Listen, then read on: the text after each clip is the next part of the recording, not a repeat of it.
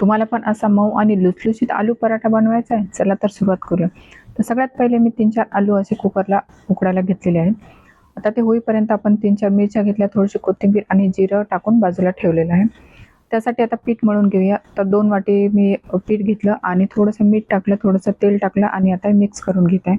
व्यवस्थित मिक्स झाल्यानंतर थोडं-थोडं पाणी टाकून आपल्याला व्यवस्थित जे आहे ते छान मऊसर असा गोळा करून घ्यायचा आहे. जास्त पातळ पण नाही करायचं आणि जास्त घट्ट पण नाही करायचं. आता हे होईपर्यंत आपले बटाटेसुद्धा उकडून झाले, थोडेसे थंड होऊ देते तोपर्यंत आपण मिरची छान बारीक करून घेऊया. आता सारणासाठी मी सगळ्यात पहिले कढईत तेल टाकलं, थोडंसं बडीशेप आणि आपण धने अख्खे टाकलेले आहेत. त्यानंतर थोडीशी जिरे आणि मोहरी टाकलेली आहे आणि आता कांदा टाकूया. फोडणीला बडीशेप आणि धने जर टाकले तर चवीला पराठा खूप मस्त लागतो.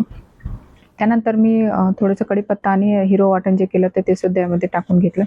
आता आपण यामध्ये थोडंसं अद्रक किसून टाकूया. यामुळे जे ते सारणाची चव खूप मस्त लागते आणि आलू पराठा चवीला खूप मस्त लागतो.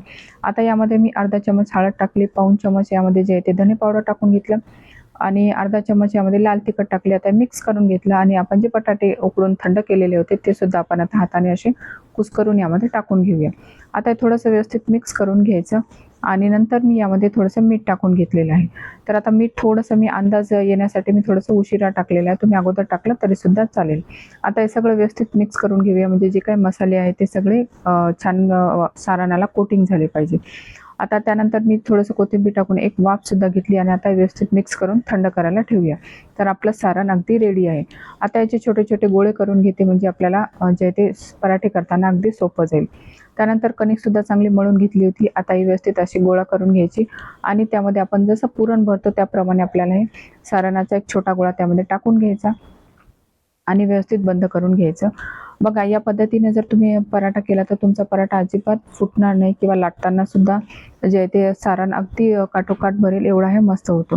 राहिलेला एक्स्ट्राचा भाग मी काढून टाकला आणि आता हे व्यवस्थित लाटून घेऊया. लाटताना तुम्हाला लक्षात येईल की कणिकसुद्धा किती व्यवस्थित मळल्या गेलेलं होतं, त्यामुळे पराठा जे आहे ते अगदी परफेक्ट आपला लाटला गेलेला आहे. बघा, या पद्धतीने जर पराठे केले तर तुमचे पराठेसुद्धा अगदी परफेक्ट होतात. अजिबात कुठेही फाटणार नाहीत किंवा काहीच होणार नाही. सारणसुद्धा अगदी शेवटपर्यंत गेलेलं आहे.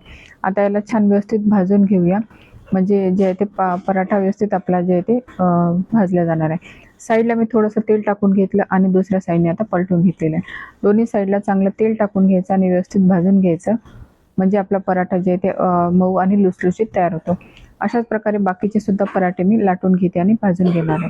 पराठा बनवताना 2च गोष्टीची जर काळजी व्यवस्थित घेतली तर पराठे अगदी परफेक्ट पहिल्याच प्रयत्नात जमतात.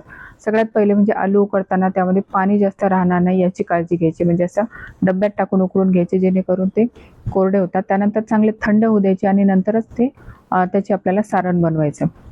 आणि कणिकसुद्धा अगदी व्यवस्थित मळता गेली पाहिजे.